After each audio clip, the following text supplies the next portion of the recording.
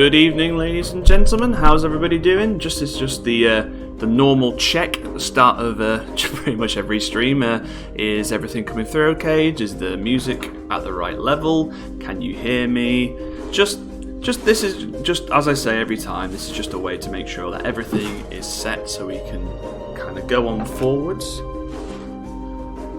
So if you guys can just drop a comment in the chat, just to let me know if everything is looking good.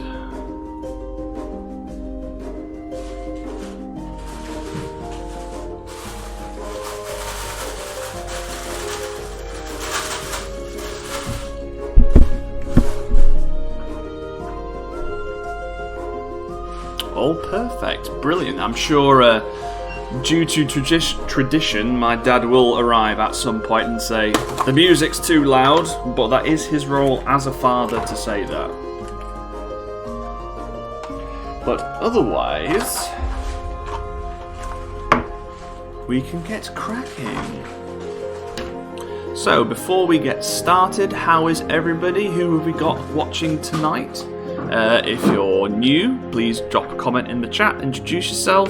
If you're one of the returners, once again, thank you very much for coming back to the Tuesday live stream. So, what are you folks working on tonight? Have you got your own projects? Are you going to be painting? Are you going to be doing other kind of hobby things? Or have you kind of done so much of that over the course of the past few weeks, you just want to have a bit of a chill?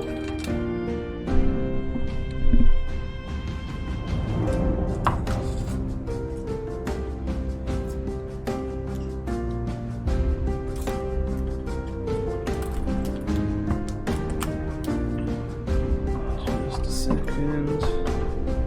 I haven't set my camera up in a little while, so need to get the right angle, and also because the subject of tonight's stream is quite a bit bigger than most of the models I've been working on for the past few months, so I've had to kind of put the camera at a bit of an odd angle to capture everything.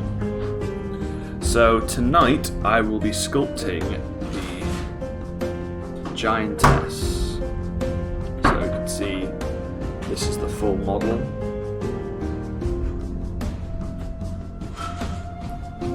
So there does come a big club here, and that attaches onto the back like this.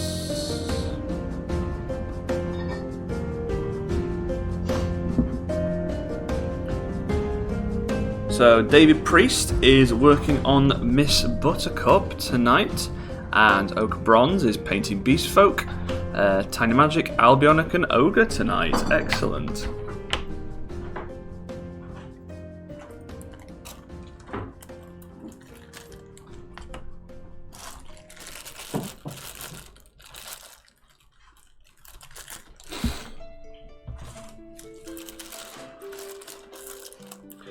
So because the giant is so big, and also I'm kind of running out of green stuff at this point. I have been using a lot more milliput than I normally would do, because for those of you who tune into my stream every week, you will know that my preferred sculpting medium is a mix of green stuff and milliput. But for this project, we're using more milliput. Good evening, Dad. No, I can't rest. I can't continue until you've told me whether about the music levels. Is the music too loud? Is it too quiet? Or, hope upon hope, is it just about right?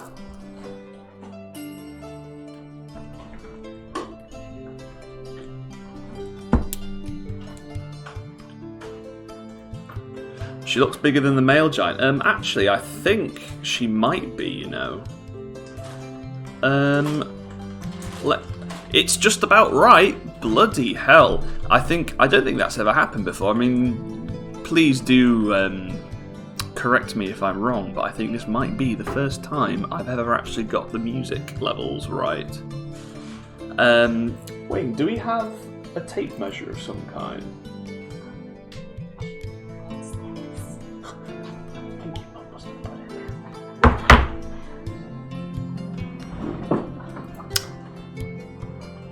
So my gorgeous and glamorous assistant is finding us a tape measure so I can give you a good idea of how big the Giantess is.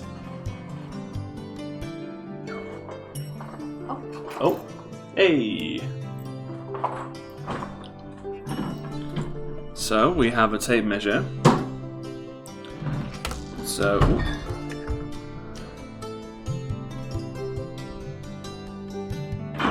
with the hands on. So let's have a look. Whoa.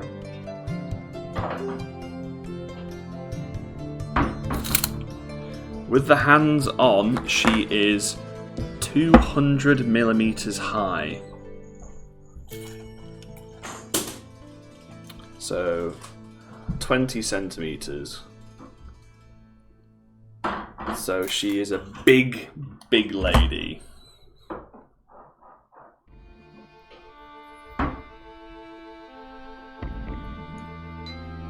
Jonathan Young, listening and glancing over whilst I work from home. Then we'll be going back to a digital sculpting class. Brilliant. I can't remember, but did you join us last week for the digital sculpting stream? Cassie Rouse, working on my dragons. Which one are you working on particular tonight, Cassie? Tiny Magic, the male giant is 150 millimeters. So the with the female, I mean, that's to the top of the hands. Actually, to the top of the head, she is 165 centimeters. Sorry, 165 millimeters. Yeah, just a bit less. So, because of her pose, she will look quite a bit bigger. How was she supposed to keep the males in line? Absolutely.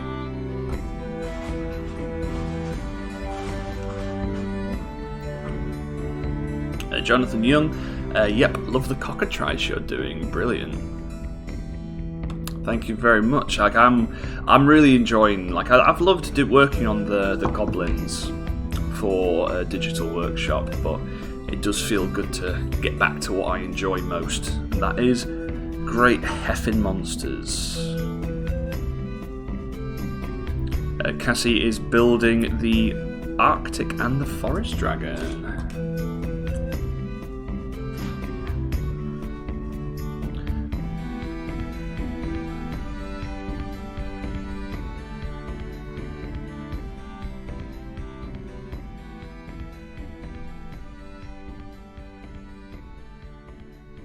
Don't know about you guys, but this stream always seems to come around faster and faster every week. Like, it doesn't feel like 10 minutes since last week when I was working on the cockatrice. Or maybe that is just me.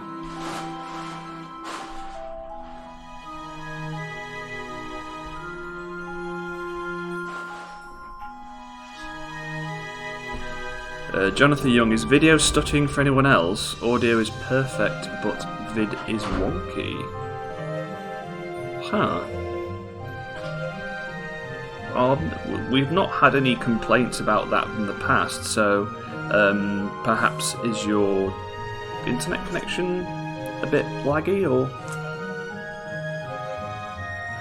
Oh, it's stuttering for everybody else as well.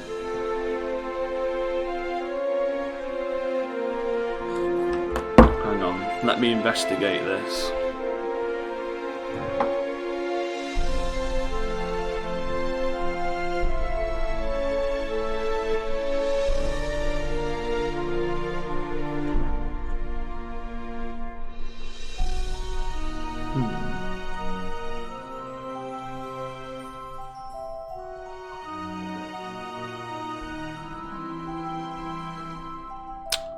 Oh, I see what's happening.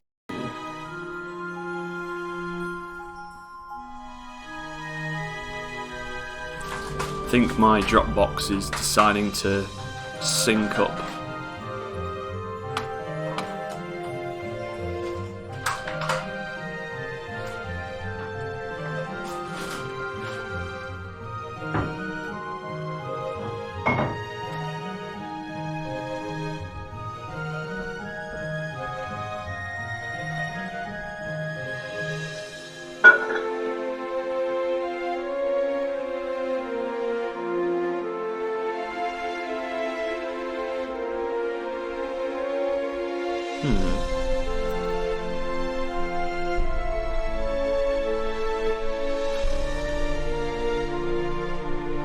No, right. I'll turn this away from Dagvin, you big perv. Yeah, for some reason my Dropbox seems to be playing silly buggers with me.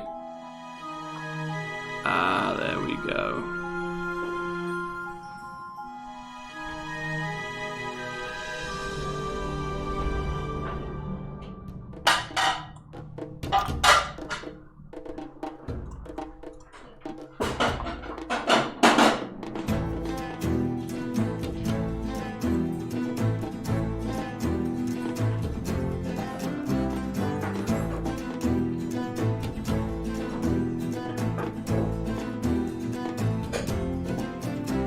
How about now?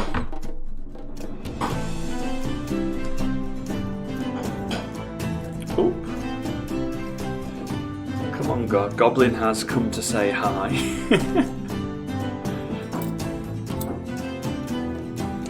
Goblin is very rude.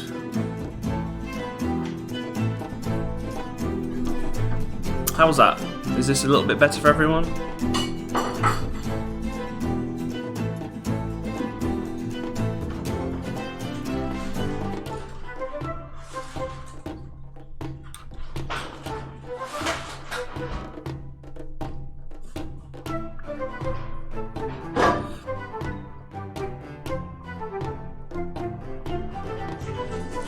That was an old 80s hip-hop tune. I thought they didn't have hip-hop in Norway. I thought it was forbidden. I thought it was only black metal.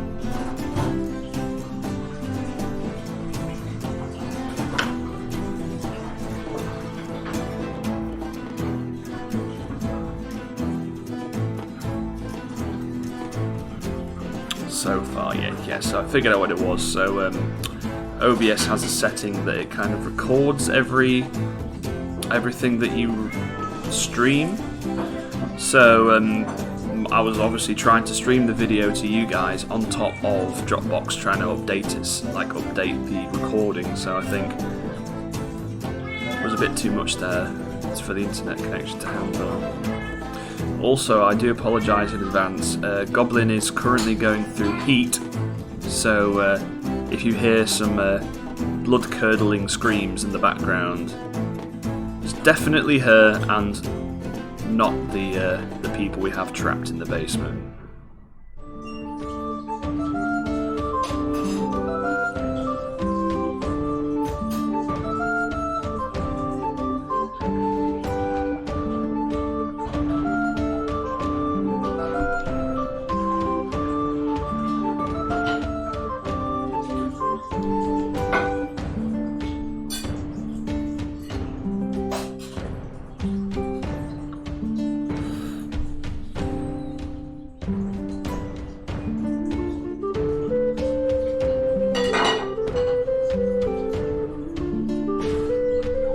That's some loud music. Oh, I knew there'd be someone complaining.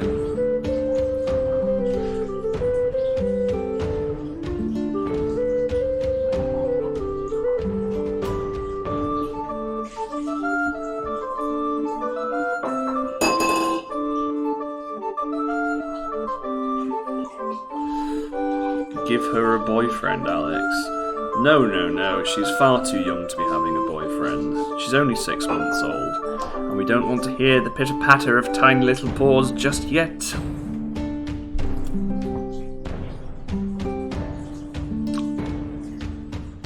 I think the only reason you want her to have kittens, Dad, is because you want a cat. It's alright, you could admit it. You would love a goblin of your own.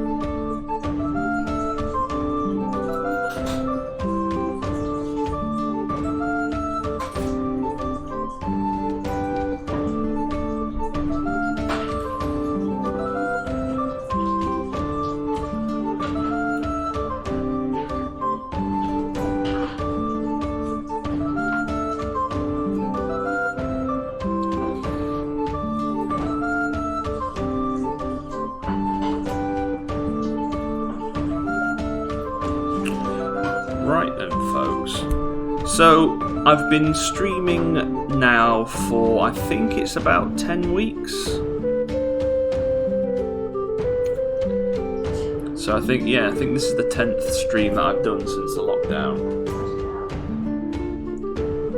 And I was just wondering a little bit of feedback from you guys this week. Because obviously going forward, especially when things start to go back to normal again, like, I was just wondering what kind of content you guys would like to see. Because at the moment, we're mainly just streaming, just as a way to like connect with you guys, because all my shows have been cancelled. But once everything goes back to normal and I go back to work to my studio, it's going to be a little bit more difficult to do these evening streams. So I'd like to continue them, but it would take quite a big chunk out of my day, because I'd have to stay behind, I'd have to organise my dinner and stuff like that. So if you guys would really like these to carry on once lockdown is lifted, what kind of content would you like to see?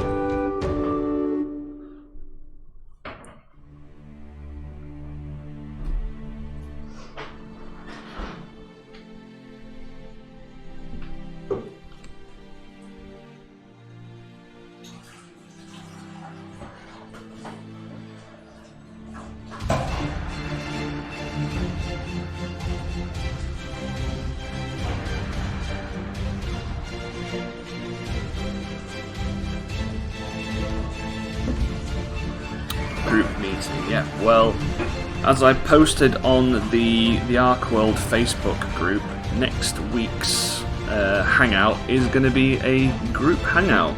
So, all you guys in the chat, you're all formally invited to join me for a hobby hangout next week. So I shall set up a Skype call. So any of you folks who do want to join can join in. Be having a bit of a chat and a chill. Be a good opportunity if you guys are working on something nice and fresh, to show it off to the public. Or if you have any questions and stuff for me about ArcWorlde or Digital Workshop, come on and join. Jonathan Young.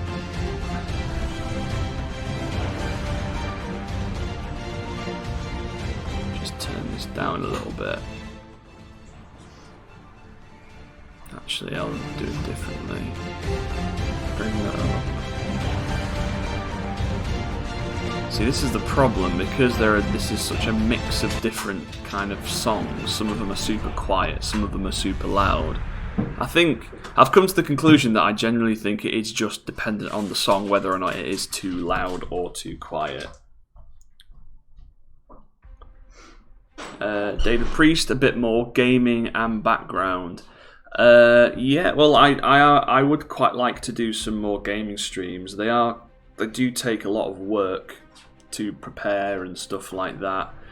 So perhaps I could do more of those. I think I might do some more gaming streams more towards the next Kickstarter for ArcWorlde to promote it.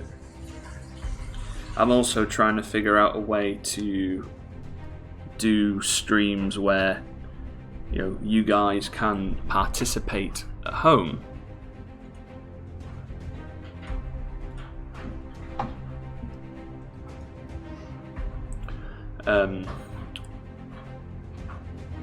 Hey Lord Maiden, good to see you.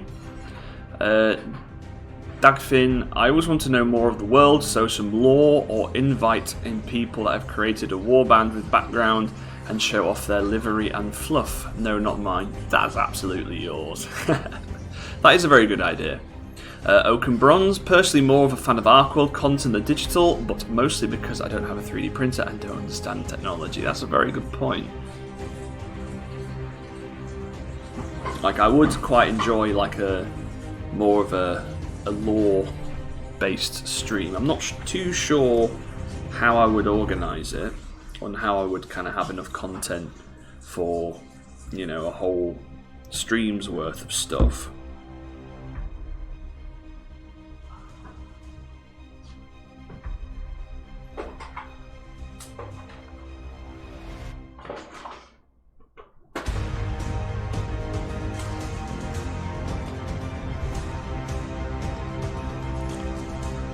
Lord Maiden would like to hear a story or two about characters in ArcWorlde.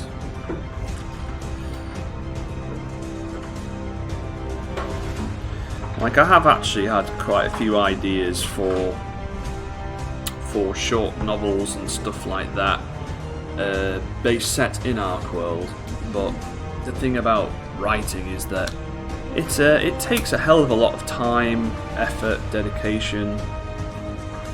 And when you are as involved as myself with the kind of the creation of a miniatures game, like being self-employed as well, I mean, obviously I have the help of my wonderful parents, and also I do have a group of friends who I do get a lot of help and feedback from when creating the rules and the miniatures for ArcWorlde. I am still sculpting everything, painting everything, writing all the rules, doing all the graphic design, doing all the social media and stuff like that. That you do have to try and think, you know, is this endeavour worth the amount of energy and effort it would take to do it? And, you know, writing a book would be cool, or short stories and things like that. I think I would really, really enjoy that as a creative person, but like the amount of time it would take to do that to a level that I would be happy with is immense. You know, people spend years writing books, and if I were to write a book, I'd have to think, well, how many miniatures could I have sculpted in that time, or how many models could I have painted in that time, or how many, you know, rules could I have done in that time. It's really, really tough.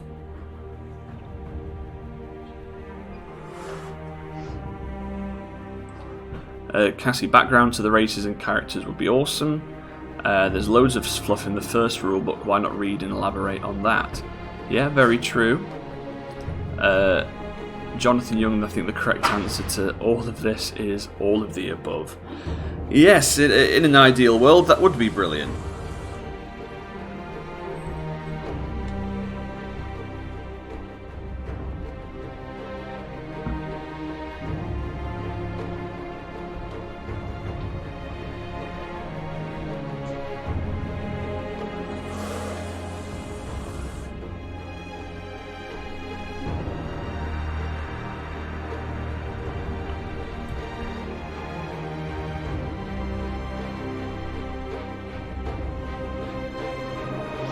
So what kind of content or writing would you like to see? Would you prefer to have kind of narrative stories set in ArcWorlde, so you follow a character or characters as they adventure in ArcWorlde, or would you prefer to see more of, like, I guess, an encyclopedia, where it would kind of go into the history of the various races and the lore, like tell you a bit more content about the towns and the culture and stuff like that? Which one would you, as a hobbyist and as a kind of a fan of fantasy, prefer to see? Because at the moment, it's most of the writing that I have done has been very, I guess, descriptive. Because obviously one of the big things about the lore of ArcWorlde is that it is all from the perspective of the explorer. You know, he's kind of travelling around ArcWorlde, like recording what he sees and stuff like that, and that is very much from a kind of almost like an academic point of view. So one of the ideas that I had would be to kind of do like an ArcWorlde almanac kind of thing, or where I would kind of go through each of the countries and explain the history and the culture and stuff like that. Maybe go into some detail about some of the characters, you know, big picture things. And you can't say both, it has to be one or the other. So would you be more interested in individual stories of individual characters, or would you be more interested in the kind of the history of nations and creeped in like more of the kind of a study of the peoples of ArcWorlde, the beasts? What would you like to see? And you can't say both, Cassie, that's just greedy.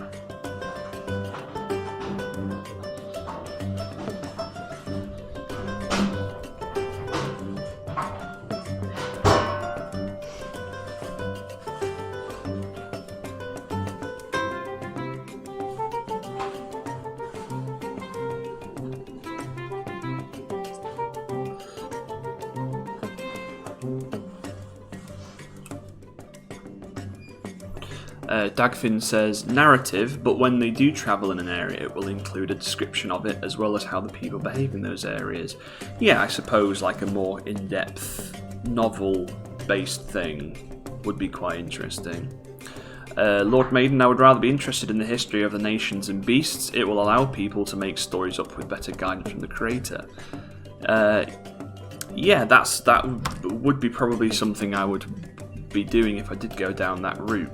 Almost like a kind of a roleplay, an RPG source book, you know. And the only thing is that obviously that would only really be of interest to people who are already kind of invested in the world.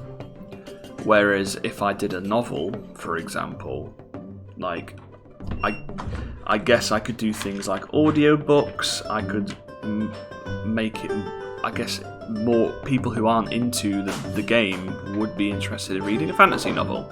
Whereas if someone who'd never heard of ArcWorlde saw, you know, the ArcWorlde Almanac on the shelf, they'd be like, well, I don't know what that is, so I'm not going to bother. Oak and Bronze, in the first edition book, the page on the 6 halfling towns, that sort of thing, but expanded maybe. Yeah, absolutely, and this is the thing, like, I've already taken so many notes and stuff of, at least for Upper ArcWorlde, which is kind of like the ArcWorlde equivalent of Europe, which most of all the adventures have been taking place in so far. I have, you know, taken extensive notes of, you know, the big picture stuff. You know, what's the name of the countries? What's the name of their rulers? What's the kind of the themes of the country? What's their currencies and things like that?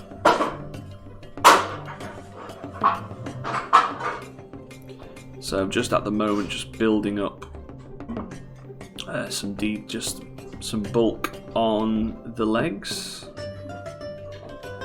So pop that in the oven.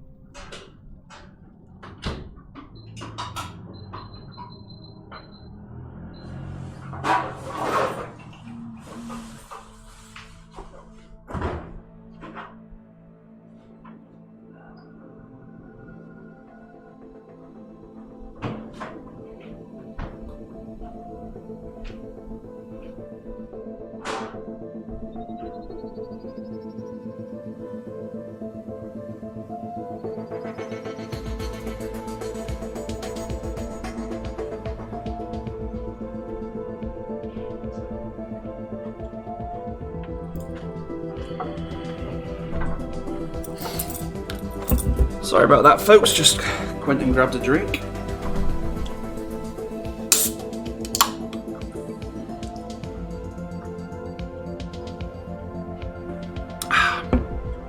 Dagfin says the thing he likes about the ArcWorlde lore is that it's not well described and it leaves room for players to create their own. Yeah, and I think that is quite a good thing, because obviously I want to encourage people to use their own creativity to fill in the gaps in the map. It allows them to kind of take more ownership of their lore. You know, it encourages, you know, fan fiction and stuff like that. Whereas I think if you do have everything described and kind of set in stone, it's quite difficult to find your niche. Like, I guess that's, say, take two like fantasy worlds, settings, for example, like Lord of the Rings. You know, everything is completely described. Every corner of the map is filled out, so it doesn't really leave much room for kind of coming up with your own characters. Whereas, I don't know, the Warhammer 40k universe, where, you know, the world, the setting is infinite. You can come up with a planet and stuff. Like, it'll be quite interesting to see how I could do that with, you know, more of a fantasy setting. But I would quite like to give, you know, if I do a lore book, I'd want to, you know, give some examples of some of the places, but, you know, leave a lot of the map blank, not blank, but empty enough for people to kind of come up with their own towns and their own kind of settlements and things like that.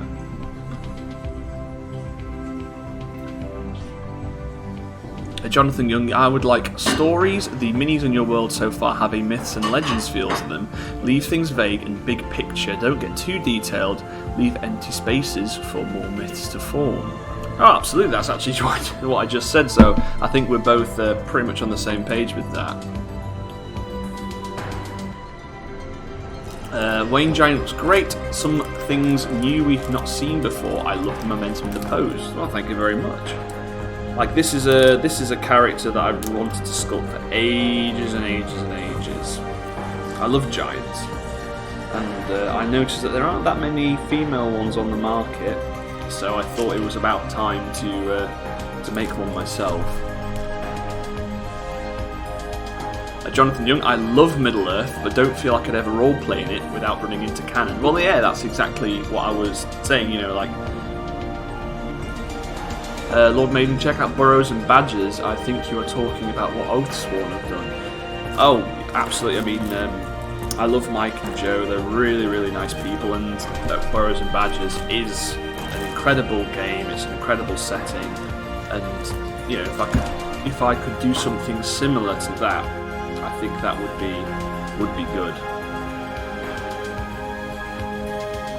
I mean, like, one of the main reasons why I wanted to keep the rule books small is that I wanted any lore that I do for ArcWorlde, I wanted to keep it in its own book.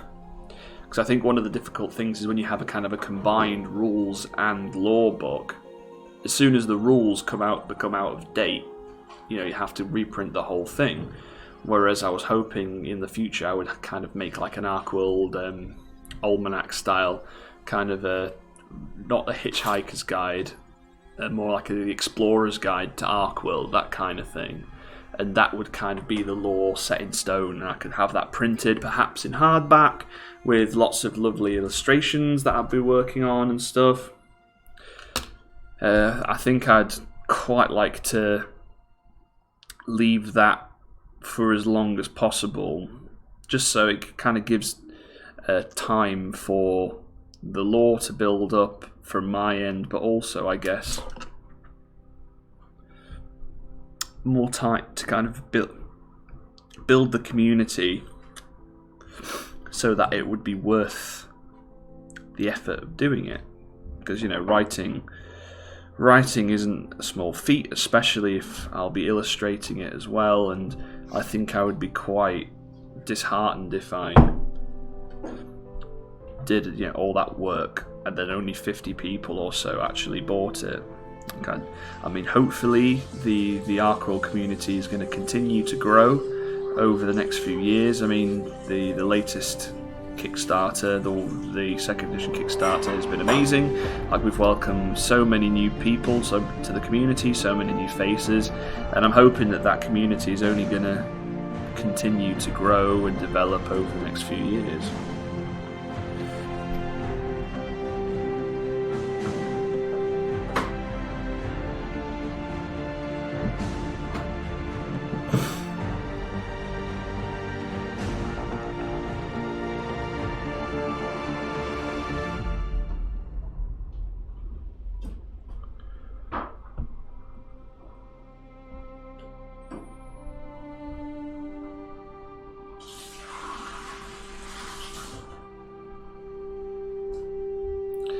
Wayne Burton says he likes the traveller guide idea, absolutely.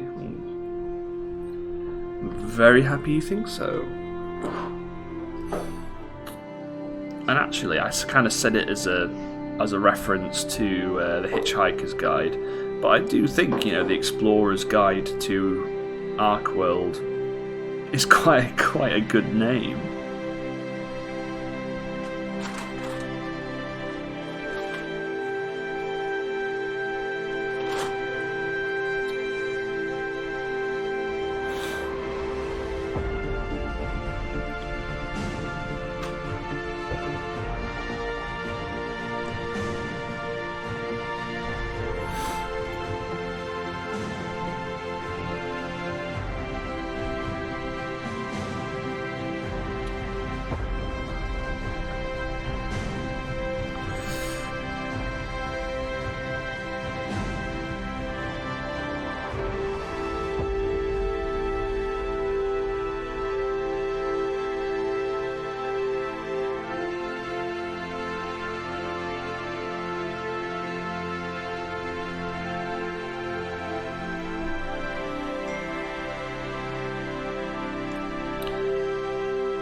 Alex, a travel log of the Explorer. Yeah, I think I would definitely go down that route.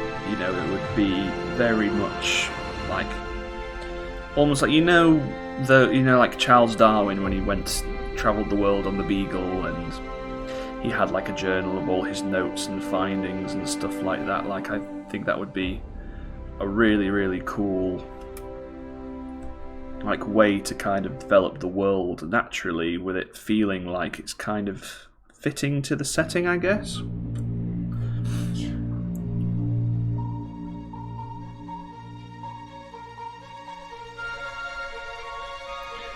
Like, it would almost be like a travel guide.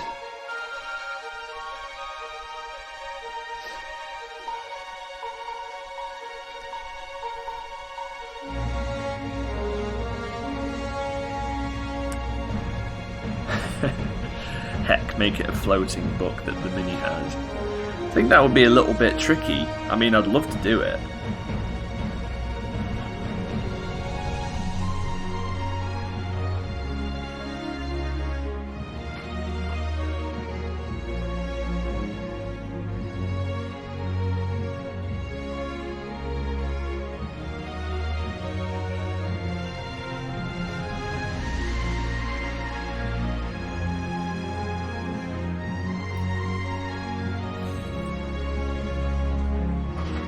Alex, were we not talking about something along these lines today with me and Mum?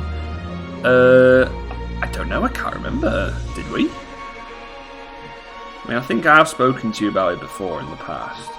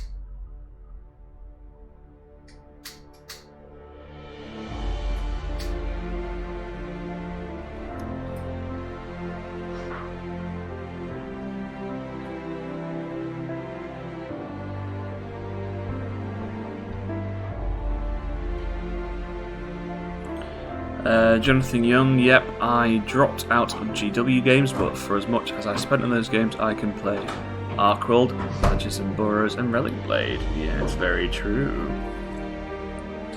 Rob Huntley, yes, we were. Mum was elaborating on it, remember?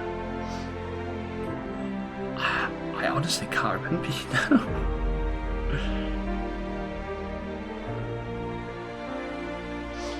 I think these will be my main mini-games now. Well, thank you very much, John.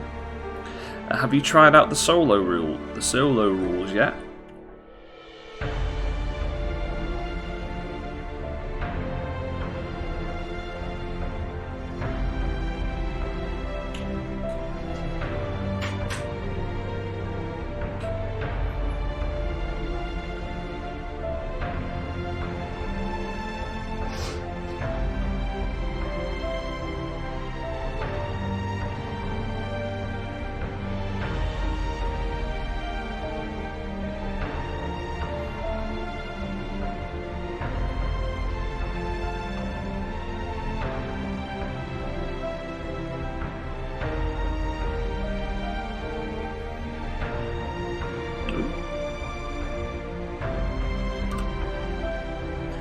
Oops.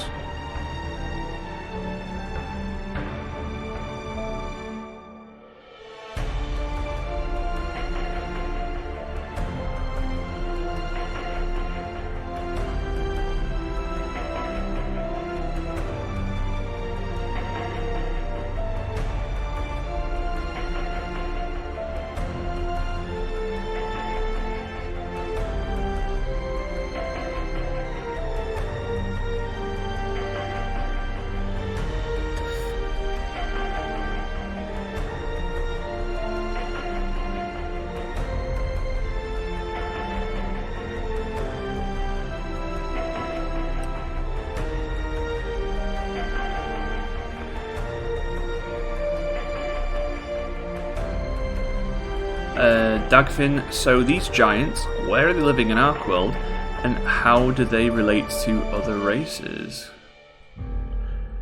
A very interesting question, Dagfin. So, giants can be found all over ArcWorlde, and they kind of keep their existence very much by hiring out their services to the smaller races, because of their size, not really able to maintain their own livestock, their own agriculture and stuff. So a lot of them find it easier just working for the smaller races of the land. So especially in Hobbleshire and kind of the mainland ArcWorlde countries, you can find giant mercenaries, you can find giant kind of farm labourers. Most of them they're not dim-witted as such. It's just they do, because of their size, they do tend to think at a slower pace than the smaller races, so it can seem like they're slow-witted, but they're not. The giants, generally the female giants are more intelligent than the male giants, and both genders they're interchangeable. They're not one is bigger or stronger or whatever than the other, so you do find them kind of equally. They do get rogue giants who find that it is much easier that they just kind of go around and take whatever they want rather than actually working for it. So it is common to kind of have giants attacking towns and stuff. So there's lots of scope in the games to not only have them as part of your warband as a sword for hire, but also to fight against them in your games. They could be antagonists or kind of allies, I guess.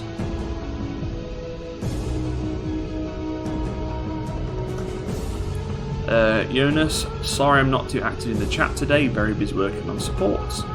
Yeah, Jonas is teaching himself how to digitally sculpt too, and he's just put the finishing touches on his first sculpt, and he's just getting it ready for 3D printing. And I've seen the first test prints, and they're looking really good.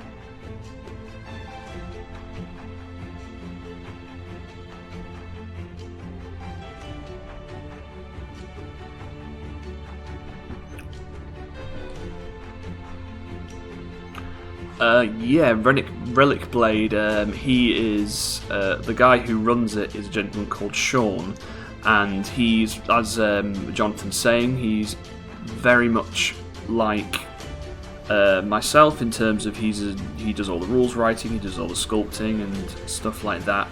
Really, really awesome miniatures. If you're not aware of Relic Blade, definitely take a look. It's really, really good. And also Mike at Oswan, who does Burrows and Badgers. He's also, obviously he has the assistance of his lovely wife, but in terms of creativity, if any of you guys know better than me, do correct me if I'm wrong, but I do believe he does do all of the, I know he does all the sculpting, but I think he does all of the rules as well himself.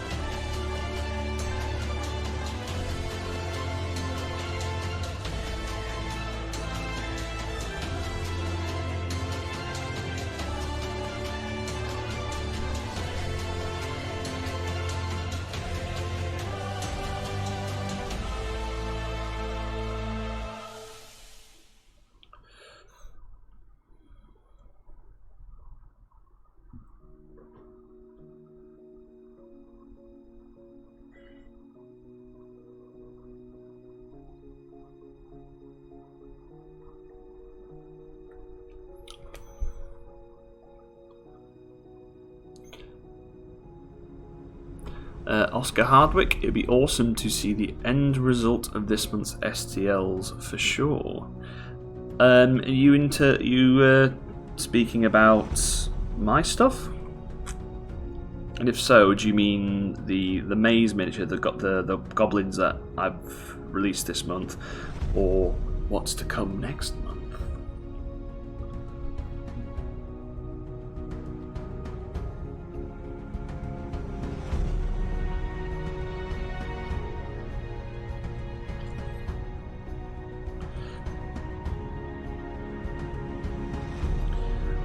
Jonas, if you send me a picture on Facebook, I can pop it up on the stream for you if you'd like.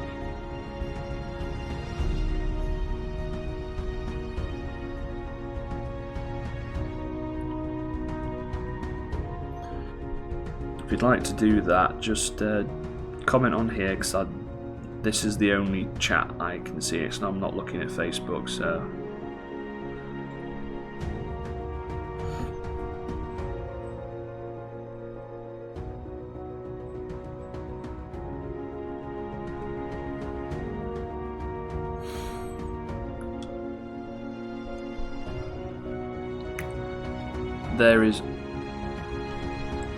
There is also the Drowned Earth, which looks fantastic, and I think a small company and Eulalia Chronicles is on Kickstarter now, which will build on the Drowned Earth. Brilliant.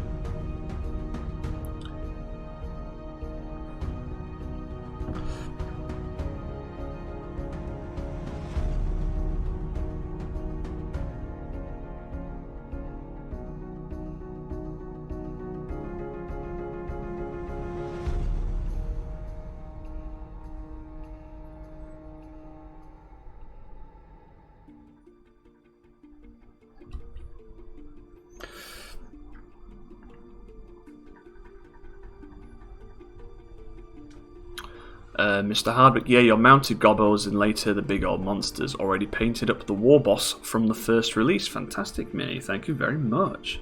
I've actually spent part of today working on undercoating the miniatures for next month. They're pretty rough, but here is the sproing beast, or one of the sproing beasts, and that's just the undercoat there. And here is the second one. His arm broke off, unfortunately, and I will be sticking it back on. But there you go.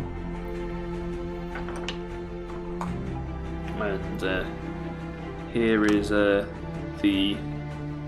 one of the mounted gobbos. I've just given him an undercoat of like a pale green to start off with. So he'll be mounted on the flea like that. Or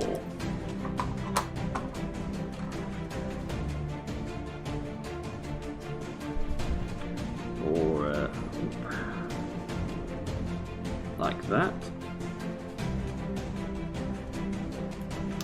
Then I also have a second rider.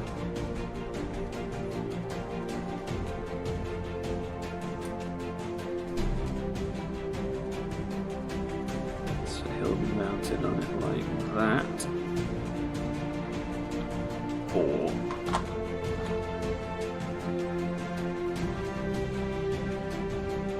like that.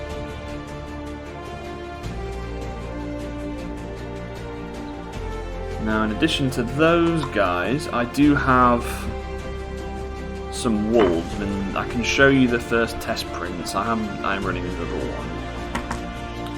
These didn't come out too well, but you get the basic idea of what they look like. So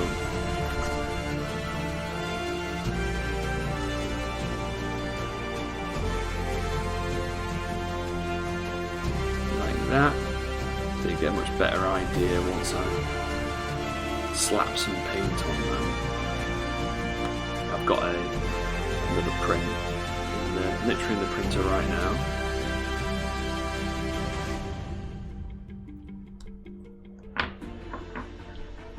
Then we also have a banner bearer.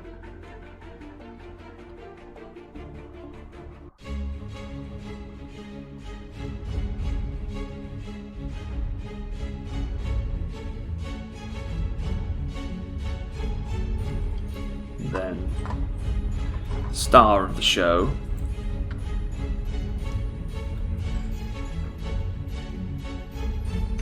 We have my shaman, who's possibly one of my favourite models that I've sculpted digitally so far, so I'm really looking forward to painting him.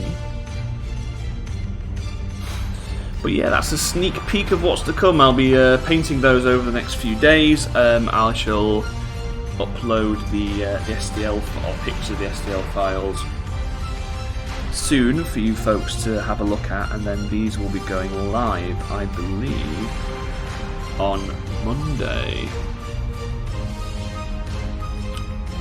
Yeah, on Monday.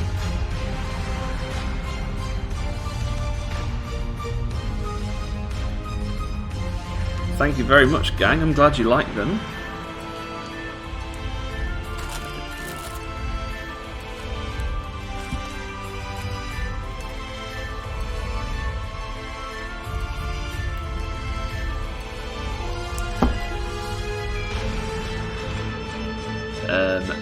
Mr. Hardwick says he knows that the 3D prints are not for ArcWorlde, but it'd be cool to get some rules for the big monsters.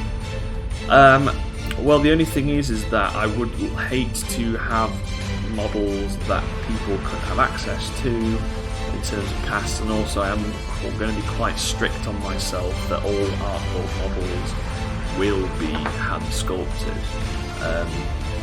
There's nothing stopping you guys from house ruling the digital miniatures. I'm sure over the course of the next few releases there'll probably be models that you can count as. I mean, like house ruling is very much encouraged in ArcWorlde, so if you do have an idea for rules and stuff, like by all means write your own rules for them.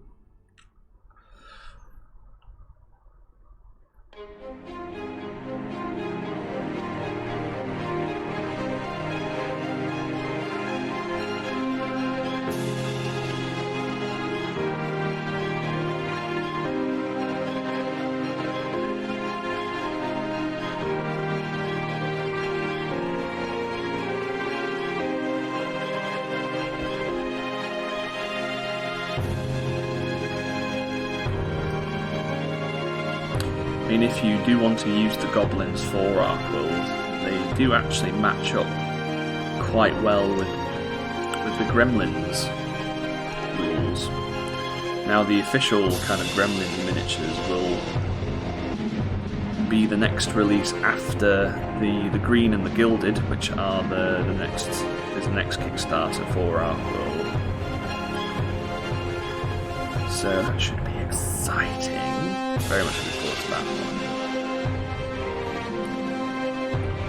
Like weirdly, like because in first edition the Gremlins really weren't that popular at all. I think they were second least popular, other than the Undead Pirates. But ever since I announced second edition, they've really been the guys that people have been clamouring for. Don't know what it is. And I think after definitely after the success of the Goblins,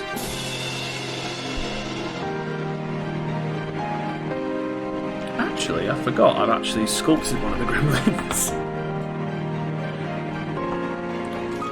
So here it is, the first official preview of the second edition Gremlin. So if you've got first edition ones and you're interested,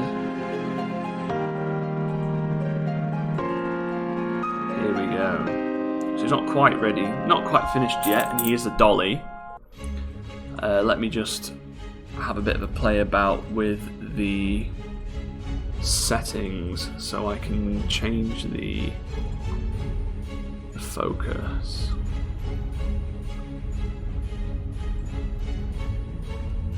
So I get him here.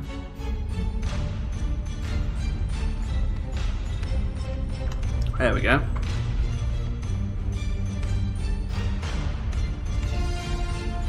So there's a little bit more to do. He's not quite ready yet, but he will be the guy that I base all of my second edition Gremlins on. Now in terms of size, so here's an Albion I can do, still work in progress, but you can see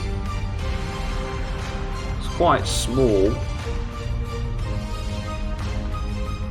And if I show him against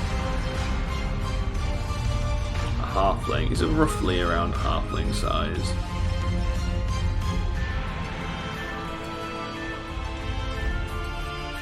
But yeah, what do you think, folks?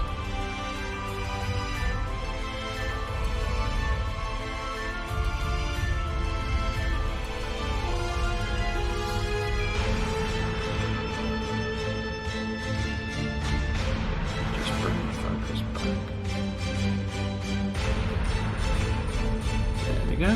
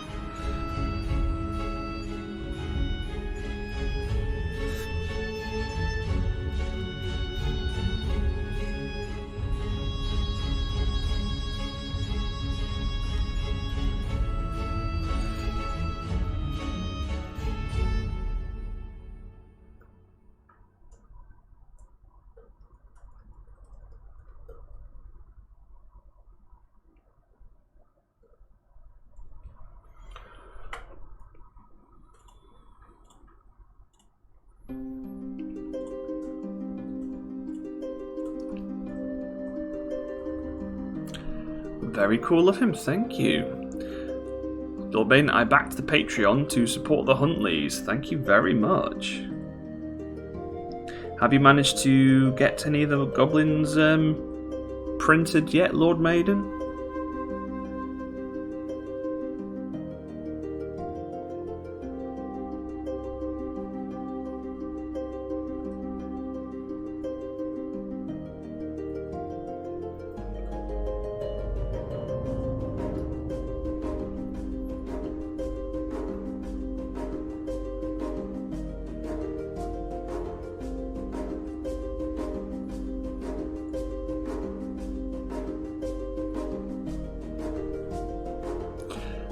Dagfin's asking, what is your favourite part of the miniature release? Sculpted, painted, hearing response from the public, or seeing others take on them? Well, I can't just pick one. Yeah, well, every part of the process is really, really fun for me. Like coming up with the idea, the sculpting of it. Like I think one of the things I do really enjoy seeing is the response from people. Especially, you know, when I've shown off a sculpt for the first time and it gets people excited and stuff like that. But it can really, you know, the response that I get from you guys can really affect, you know, how I see a model, how I release them. Like, for example, I did a test sculpt for Chaos Dwarf Warp Team Fantasy Football team, and I was really, really happy with the model, but when I shared it, the actual response that I got from the kind of the fantasy football community was like, there are a few people who were like, that's kind of cool, but there wasn't anybody, they didn't have the same excitement that I've seen from others of my kind of sculpts. So in the end I decided to not follow it up, so those aren't actually being sculpted anymore, because it's one of the things when you are, you know, like a one-man band in terms of, you know, creativity, you literally only have, as I was saying this before, you only have so many hours in the day. And if I don't get a good response from the public about an idea or a miniature and stuff like that, I just have to put it to one side. Unless I think, you know, I'm convinced that it's going to be a good seller. Like sometimes, you know, I have ideas that I'm just like, God, no, I need to make that. I need to make that. Whereas others, I'm like, it's not really getting a buzz from the gang, so I'm not that bothered.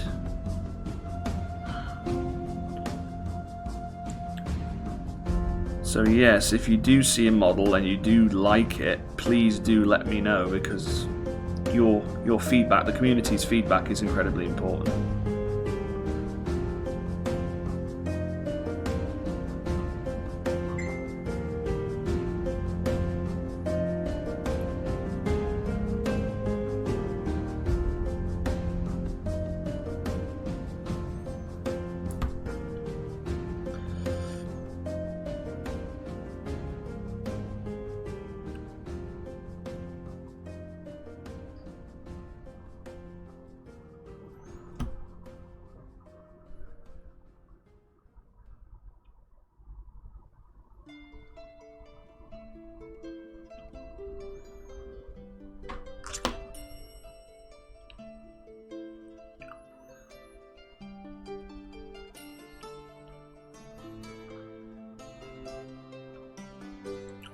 Lord Maiden, not yet. Haven't found someone who fully commit to making them yet. Did you see the... I know there were a few of you guys asking on the ArcWorlde group about where to get them printed. I posted a link to a discussion, a post that I put on the 3D printing, or one of the 3D printing groups on Facebook, where I said, I'm looking for someone to 3D print or not for me to get them, but I said a few of my Patreon backers don't have 3D printers and they want my miniatures but they can't print them off. Is there anyone who has like a 3D printing service? And literally about 30 people from all over the world as well joined in. So if you are interested, that thread is there.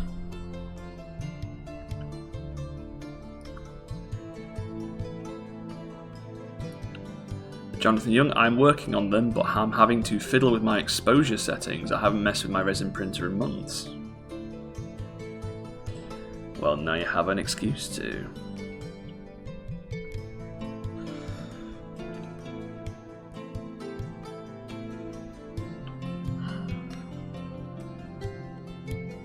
Right, I'm not quite happy with these hands.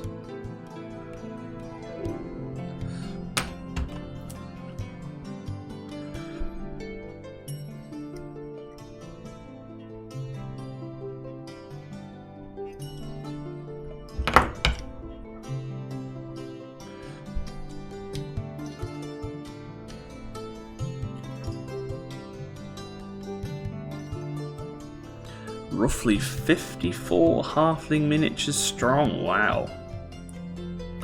Then I think the mass battle rules for ArcWorlde might be of interest for you.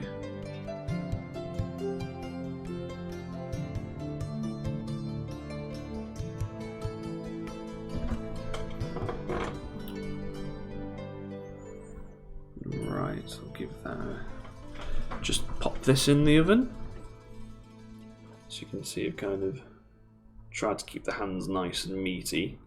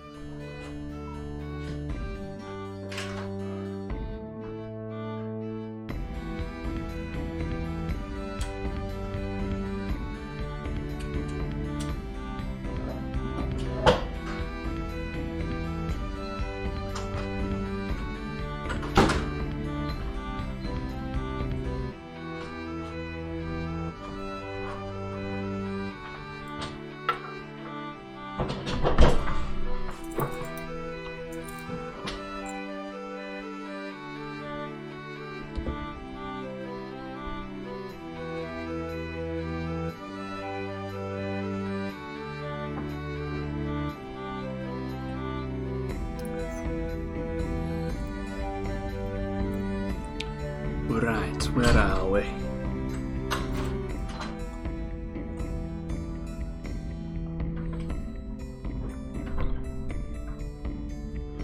Jonathan Young has a Spark Maker FHD with LCD BG resin. Lost my settings page in a move, but now I have an excuse to work on it again. Brilliant. So I have an Elegoo Mars, and it's been working brilliantly for me. This focus isn't quite right.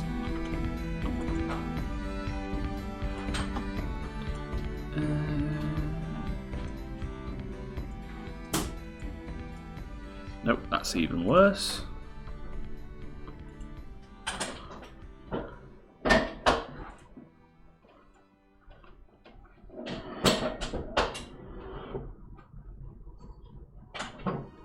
So this is the problem when you work on these massive models, it's actually quite hard to get them in focus. There we go, that's better.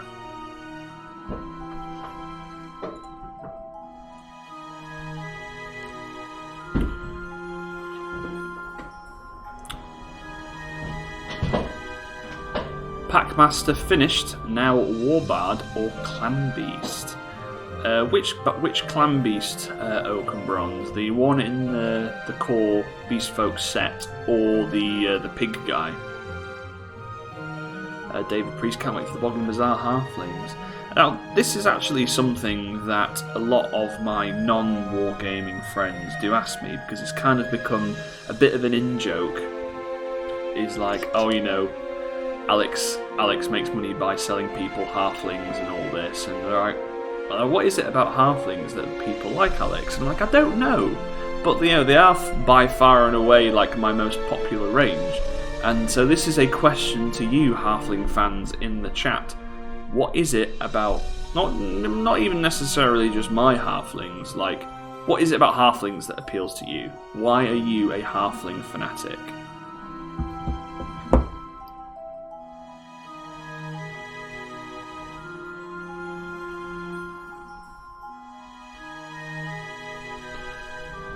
I think you should work on the core set Clan Beast, Oak and Bronze. You've got to get the core set painted up.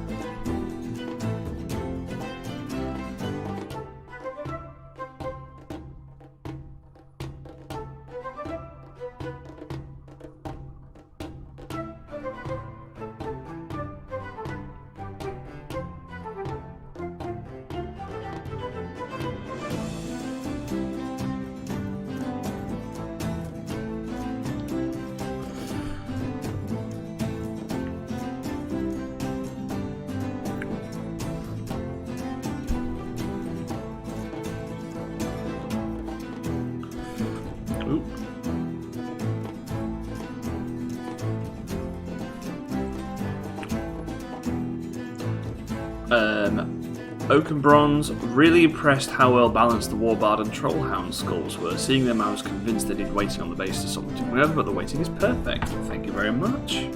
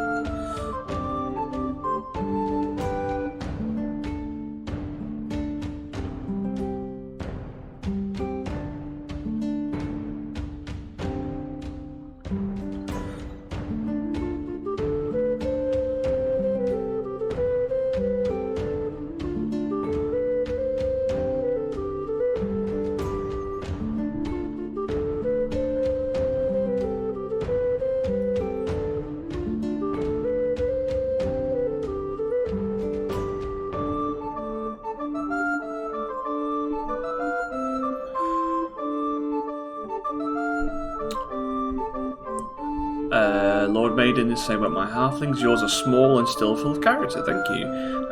He generally goes for models he likes, and it varies. My halflings worked with the Vikings I was given for a birthday present, but they're just so good, thank you. Jonathan Young, halflings are the small homebodies who are the everyman, but still are whimsical enough to be different, small and sneaky. Very good point. Dagfin, for me it's the laid-back and easygoing way of life that draws me to halflings. The best part of Lord of the Rings was in Hobbiton and the light-hearted dialogue of the hobbits. Jonathan, they feel more human and light-hearted than most fantasy humans. Interesting.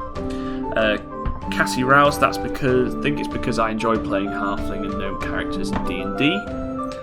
Dagfin, your models stand out as they are a bit cartoony and exaggerated with clear expressions. Thank you very much.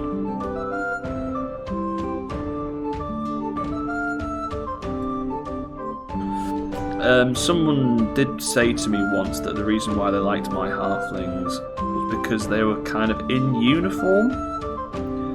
Because a lot of the kind of the halfling characters in other games and other miniatures ranges, they're all a bit kind of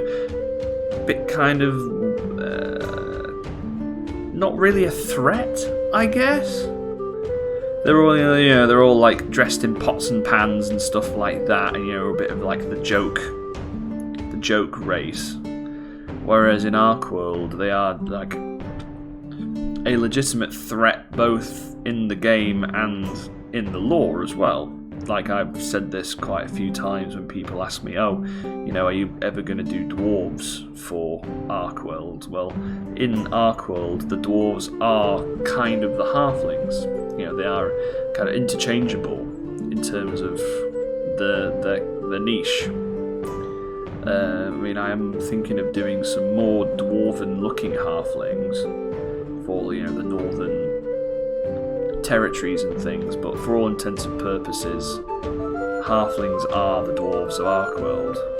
So that's why they're small, but they're very strong and kind of sturdy, and especially in the lore, they are very dwarf. They kind of combine the more traditional Tolkien-esque kind of aspect of halflings or hobbits, but also adds in some more of that kind of tough dwarf flavour.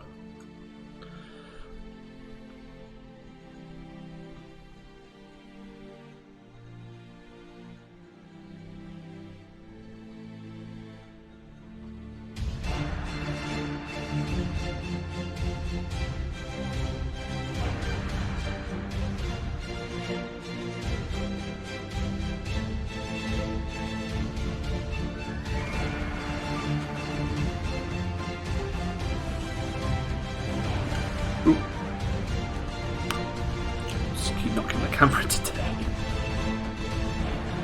So just adding a bit more of the curly hair in the end of the plait. I think I'll add a few more patches. I would turn it around and work on the other side, but I'm worried that I put my finger right in here. Which that kind of thing has happened before.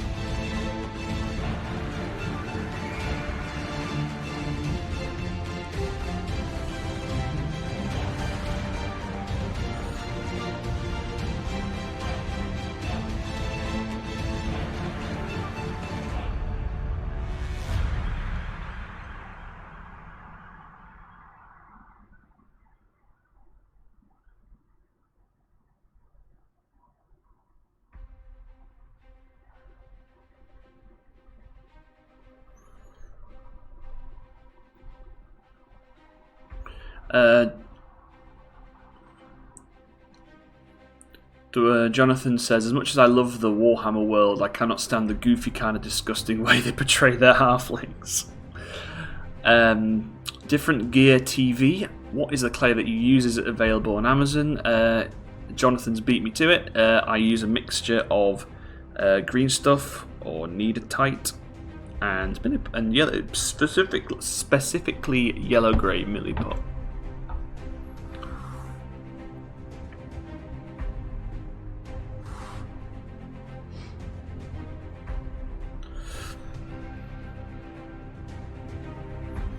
My favourite, yeah. Different gear, no, you don't have to. But one of the things that I do personally is just to kind of heat up. Let me start that again. To speed up the curing process, I put my green stuff or /milliput mix in the oven, just at a very low temperature, about 65 degrees. And it speeds up the curing time from about 6 hours to roughly about 10 minutes, which you can imagine. I do sculpt for a living. It is my primary source of income. It definitely helps, especially when you've got a Kickstarter to crack on with.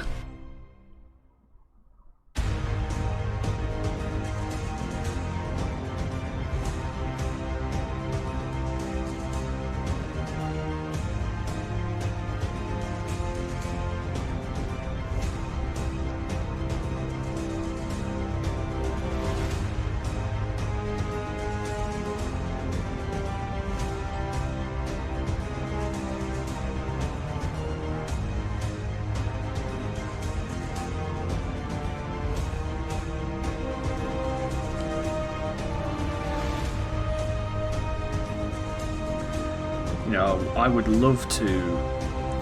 I think if I ever wanted to retire, I would do a purely halfling Kickstarter. Actually, no.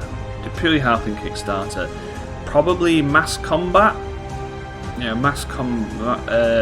Do rank and file halflings. Possibly even in plastic.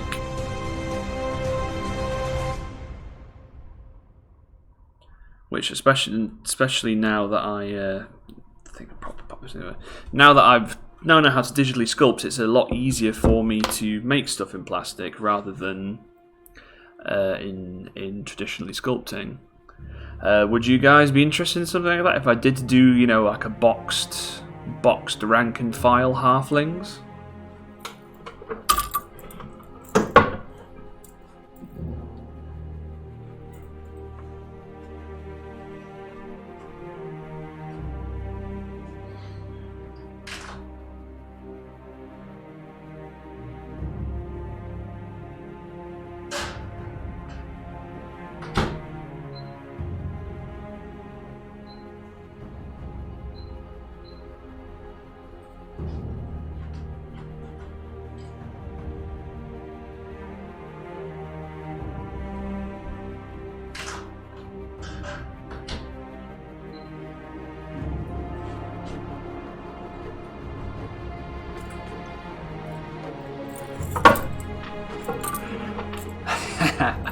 That would bankrupt me.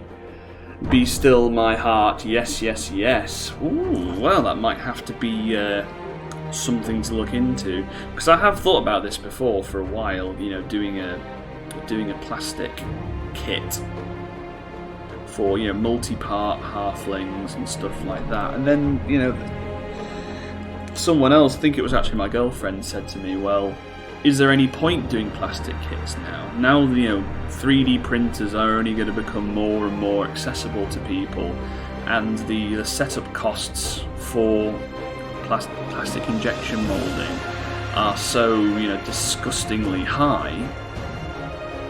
Is it worth just doing them as digital files and just selling the digital files?" So I don't know.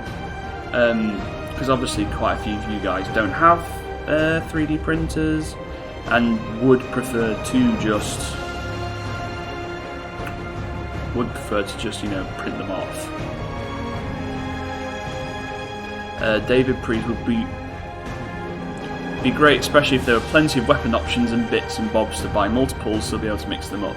Oh, absolutely, like, they would be probably like, you know, the old school GW kits where you would get, you know, so many bodies with legs, and then there would be separate heads and, like, arms and stuff like that. So you could just do, you know, multiple ones.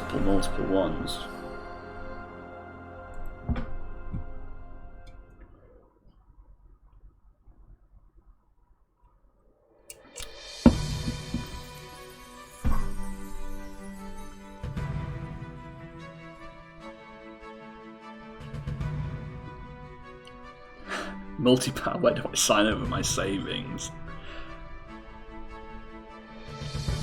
But I don't know. I'm not sure if I could do them under the kind of the ArcWorlde banner, because obviously they would be ArcWorlde halflings, like down to their bones. They would be ArcWorlde halflings. But would it be unfair to the rest of the race, the kind of the factions, if I did a multi-part halfling box, multi-part plastic halfling box?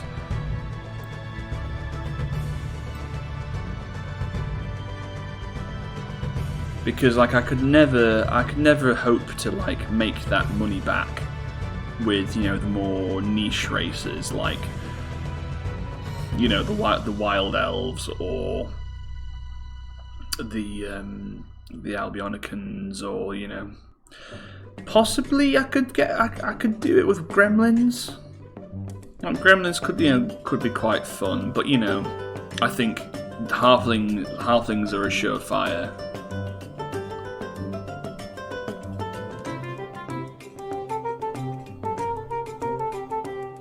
Oak and bronze, there will always be a market for people wanting to build the figures themselves rather than print them off. Even if selling files, people could then build digitally, it'd never be the same.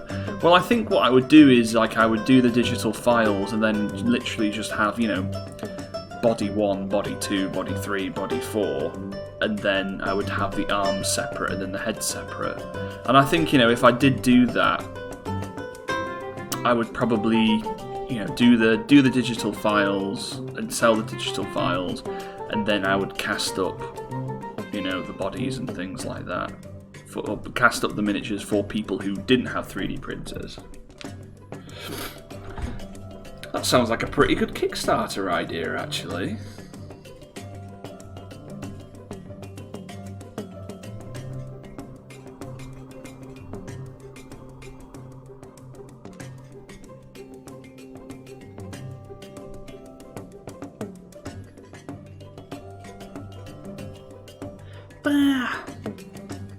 I don't know, like, I think that's the thing, like, if I were to make a model to be cast and stuff, like, my heart will always be for traditional hand sculpting.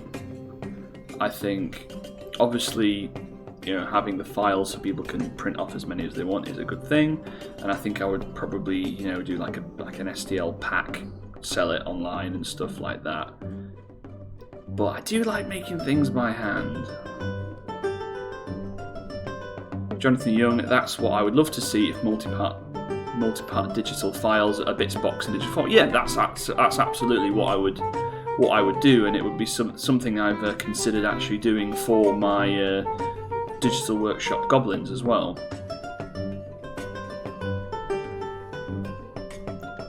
So do like multi-parts. No, you wouldn't build them digitally. You would build them, you know, in the flesh as they were. You would just print off, you know, multiple copies of the ones that you would want. And if I went down that route, you know, I could always sculpt essentially unlimited weapons options. You know, like I could do the core set where you get, you know, a certain amount of bodies and then spears and shields and bows or whatever, but then if I could do, like, for stretch goals, I could do crossbows, or I could do, you know, various different heads or more heads and stuff like that. Like, it does sound like the idea's got loads of legs, but once again, you know, would people be annoyed if I did this kind of treatment for ArcWorlde, but I didn't do it for the other races.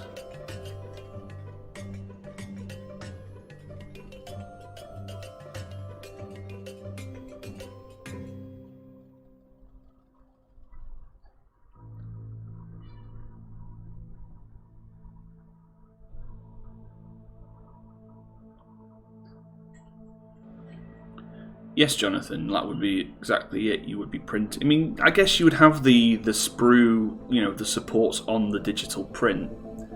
It's not the digital print, the 3D print, which is the thing that I always struggle with. I'm terrible at supporting the files. It's something that I'm really, really struggling with. Like, you know, I get so many failed prints that I often find it's actually quicker for me to fix a failed print with green stuff than have to go through the rigmarole of supporting it all again and then waiting for 3 hours or 5 hours to print off another copy.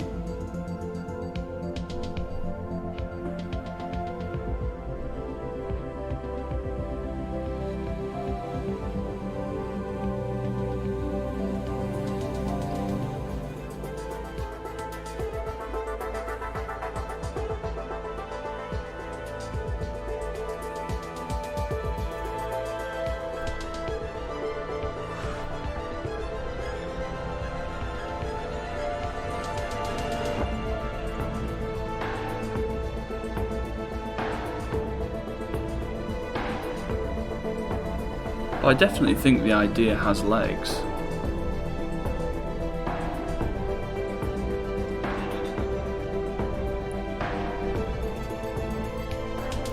So whilst we're waiting, I can show off. Did I show you guys my Imperial Ogre, or like the work in progress Imperial Ogre? I can't remember. So he still has quite a bit to go. I've kind of put him to one side.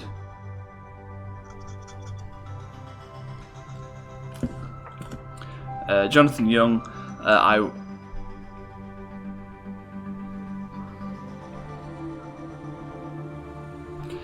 Jonathan, I like the idea of doing them as just halflings, but obviously are ArcWorlde and share the DNA. I mean, I guess if Lord Maiden says, I would say if you go down the multi-part route, go Patreon and digital, let the Patreons decide. Cassie Rouse, do a Kickstarter per race, that way the ones that don't take off don't affect anything else. Yeah, I guess that's true. So yeah, I guess if I maybe did like a few of them as part of as a Patreon, for my Patreon backers, for the digital files, then perhaps I could do a Kickstarter for the physical miniatures.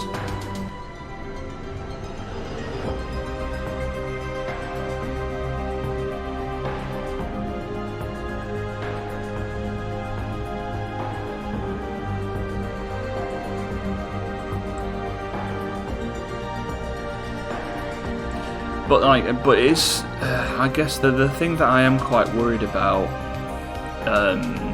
with doing that option is, would that reduce the value of the one-off sculpts that I do for the ArcWorlde warband? You know, if you can, you know, why would you pay 30 quid for 8 halflings in the warband when you could just get the files and print off 1,000,001 copies? Like, I think that's the thing when it comes to doing analogues of the ArcWorlde models digitally. You know, does it devalue them?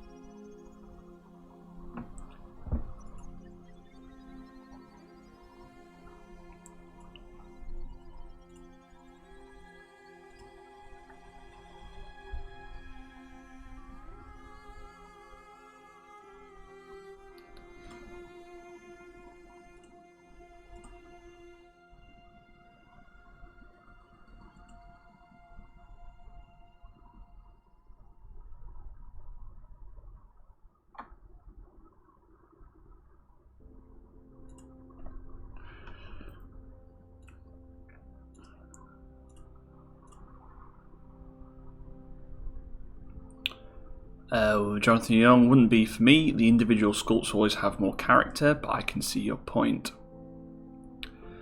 Lord Maiden, it kind of would. Look at it this way. Your models are great as small single pieces or low multi-piece models. There is time saved by them being this way. I mean, I guess the way to look at it would be using Games Workshop as an example. Back in the day, you had, you could buy a box of multi-part Skaven, for example. Actually, is that the right one to use? Let's say Empire Dudes. Yeah. Let's go for the box now. You could build sell like a multi-part box of Empire Dudes, which they did. But there's always the Mordheim models, which are individual characters, and they don't devalue each other because you value the individual character for different reasons.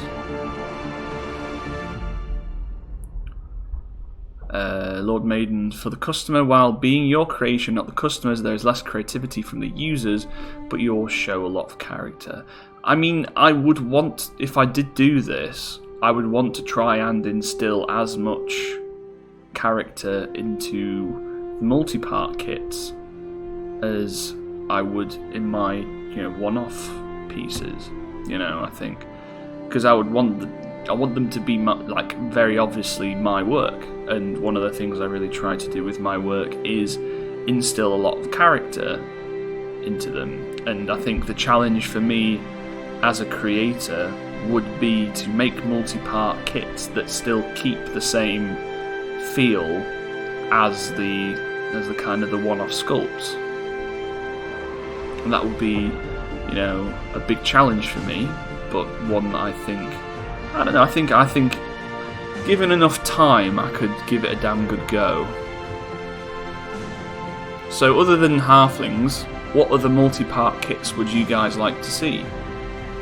Because I think there's definitely been an outcry for multi-part goblins, the same goblins that I did for Digital Workshop already.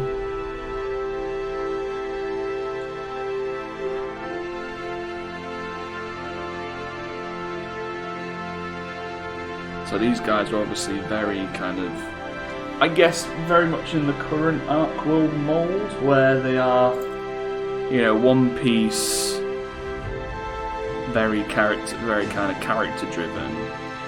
Whereas, if I did do multi-part ones, I'd have possibly the body and the legs on their own, the head on its own, and then the arms separately.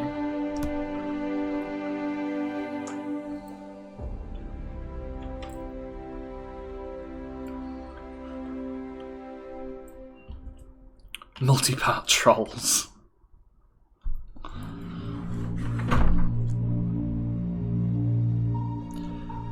Eddie says, "Yup, goblins." Yeah, I think I'd try to stick to the more common fantasy races, just so it has as wide of an appeal as possible. Cassie Rouse says multi-part Albionicans. I mean, I'd love to do that. That would be cool. Purely for me as a hobbyist, I would love to have a full Napoleonic style, imperial army of Albionicans. Beastfolk and elves I would like to see. I mean, actually that is a good point. I think multi-part would, Beastfolk would be a perfect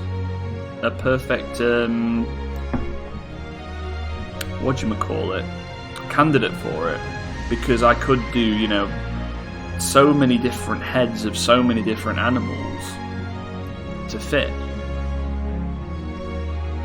And elves, I wouldn't know which way to go for the elves, actually, because in terms of the ArcWorlde elves, they are very distinctive. I'm not sure how popular they would be outside of ArcWorlde. But I guess one of the criticisms that I've had for my elves in the past is because they're too big. Because in ArcWorlde, the elves are, head and shoulders taller than a normal human. Whereas if you're doing 3D prints, you can scale them to whatever size you want. So I guess that is an option.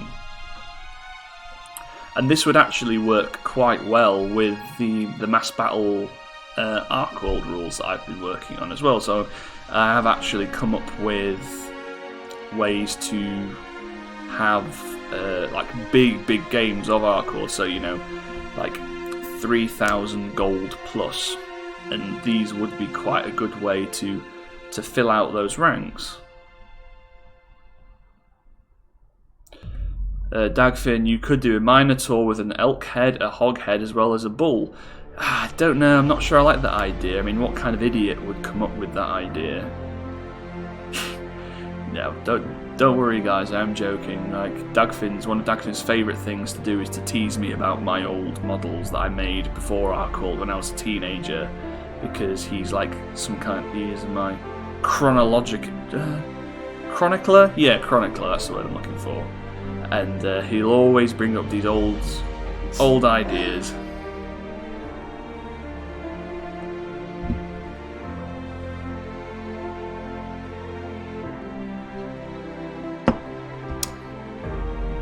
Multi-part plastics are the way to go with mass battles.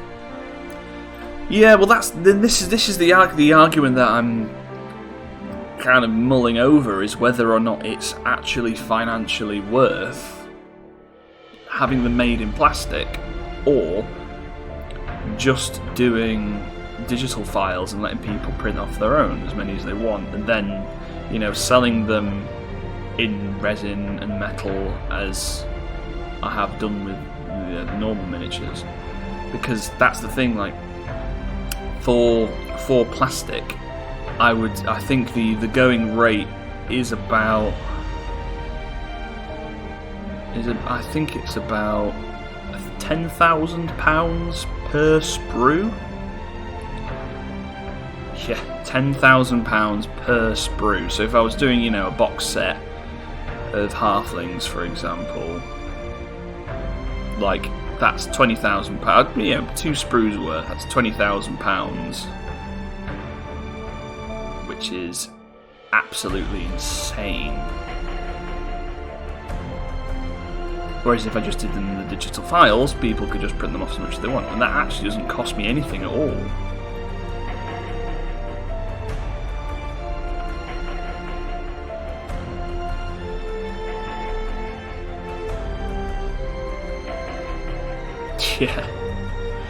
Yeah, Eddie. Ouch. So doing a plastic kit, it's like, I guess it's the mark of a quote successful unquote miniatures company. Once you've got a plastic kit, you've made it. But then back to the point my girlfriend made, as the industry grows and changes to do with 3D printing, is it worth it?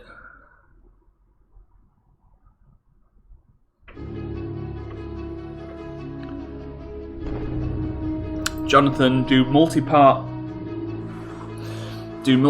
for digital and single poses for resin metal for the shop. Yeah, I think that's probably the way I'm gonna go.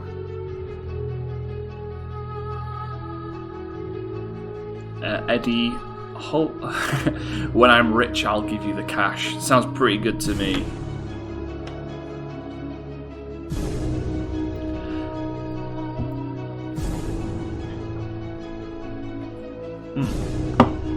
I think the Giantess will be just about done now. Well, baked.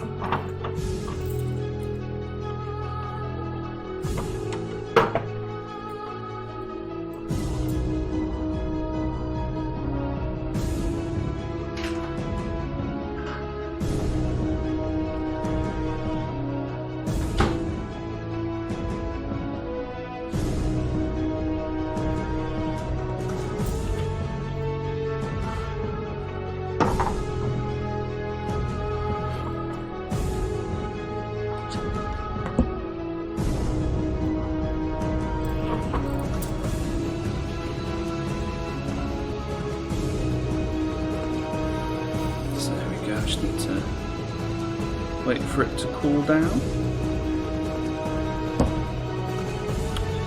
Wayne is asking, is there a gap in the plastic miniatures market for multi-part halflings? All come down to effect versus reward. I mean, I guess there is. Like, people seem to really like my halflings. I think if I really committed, and if I committed the time and the resources to it, I think I could do a pretty good job making multi-part halflings in plastic. But it's whether or not they would actually sell. Like, I think there's a gap in the market, but it's whether or not that gap is big enough to warrant the effort. Lord Maiden, do it like this, multi-part for digital and show off some as single sculpts, so the arm for the halfling troll will look great on another halfling. Yeah, I guess so. Jonathan Young, I don't think it is. 3D printing is going to be in every home eventually. David Priest, how about a trade-off of doing digital files you don't release, but high-end print yourself for sale? I'm not sure I know what you mean there, buddy. Rob Huntley, I think if we had a plastic injection set up, I'd be worried. The investment would be ridiculously expensive. It really would. And that's the thing, when you'd have to consider other factors as well, like you'd have to, because most plastic injection, I believe, is done in China. So you'd have to have contacts in China to not only make the molds, but do the actual factory work. You'd have to pay the cost of shipping it all over here, and then you'd have to think about storage for all that. Whereas, I pride myself on being, a British-based company. Everything we make is made in the UK. Often it's made by, either cast by my dad or cast by John, our metal caster, who we've worked very closely with for very many years. So at the moment, I'm more leaning towards the digital side, letting people print off their own stuff.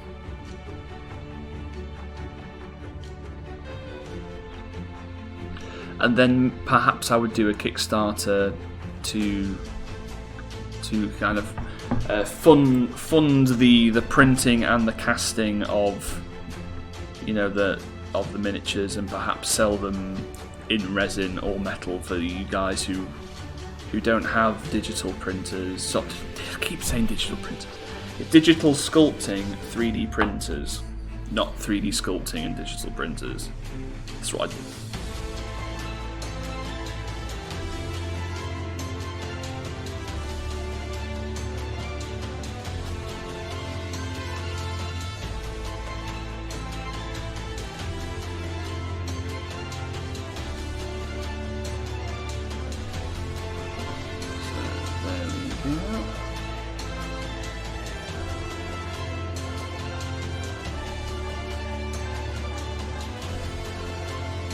Quite happy with how she's coming along.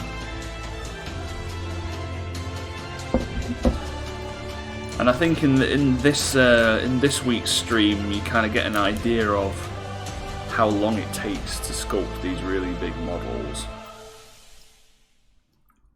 Like, it does take a lot longer than doing smaller stuff.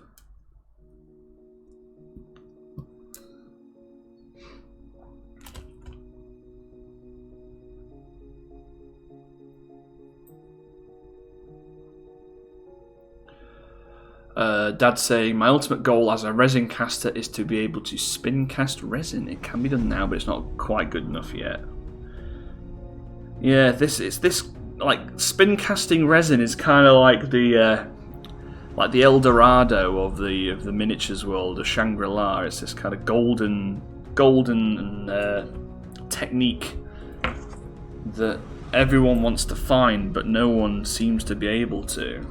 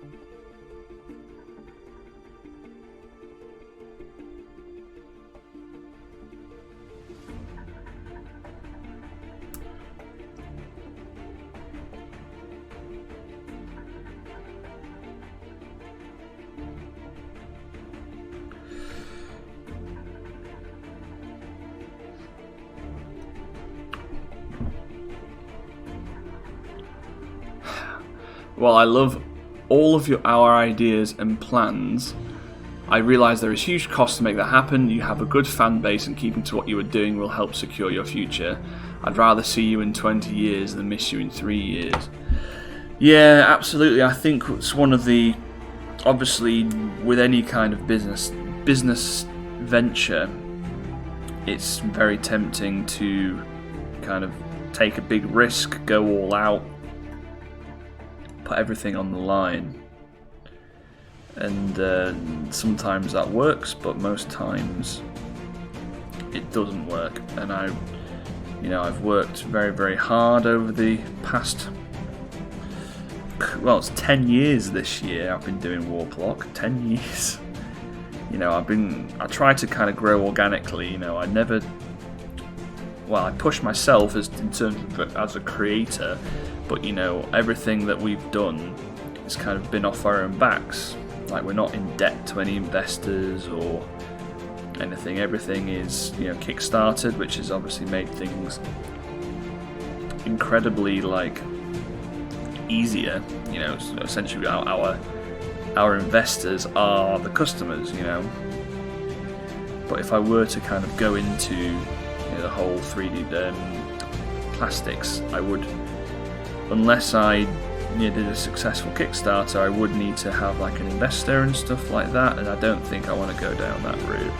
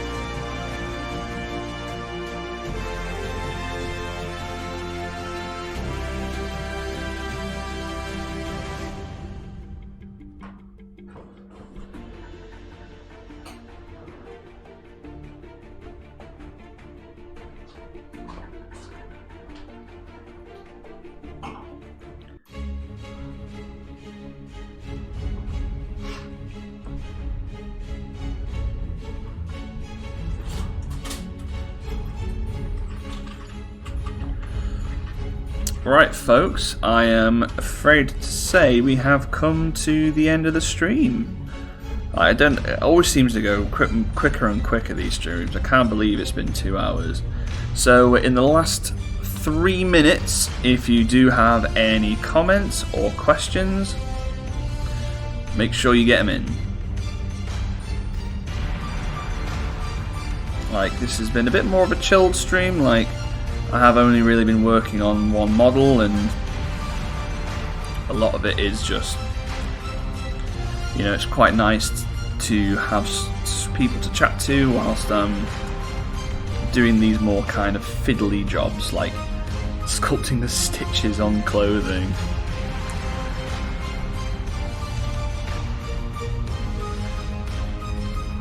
I'm new to ArcWorlde, don't want to see it disappear. Same here, just found you. Well, don't worry guys, I'm not going anywhere. We've only just started. And especially with the release of 2nd edition, I feel like this is, the real start of ArcWorlde, and I'm really excited to see where it can go.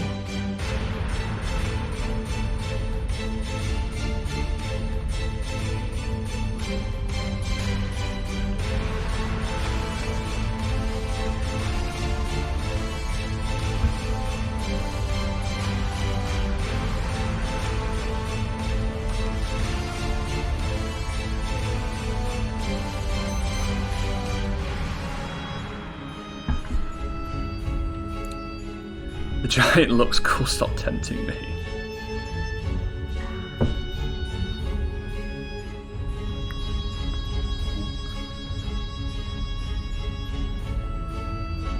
So at the end of the stream, here we go.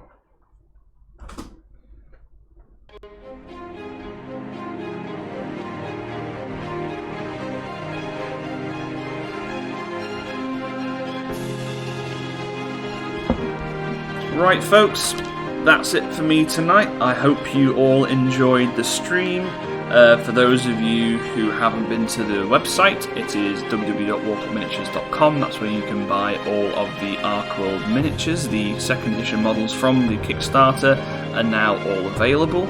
If you are interested in STL files and digital miniatures, you can find me on Patreon. It's www.patreon.com/Warploque Miniatures, and there I sculpt digital files of miniatures every month, and you guys can download them for $10 a month.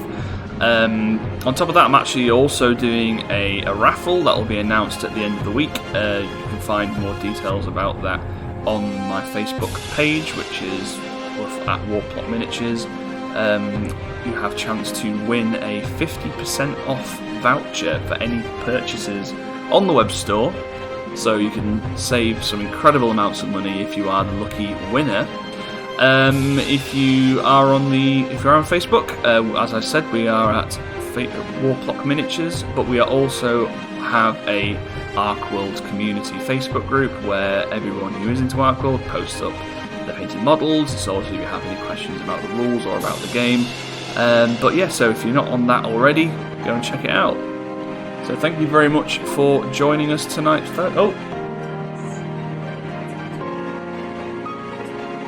Oh yes, my girlfriend has just reminded me that my dad is currently running a bit of a competition as well. So you have to guess which is the most popular model from ArcWorlde since it was launched in 2013. So if you think you know the answer, comment on my dad's thread on the ArcWorlde group and see if you can get it right. Well, thank you very much for joining us tonight, folks, and I shall see you all again, same time, 8 o'clock next Tuesday. Thank you very much, guys. See you soon.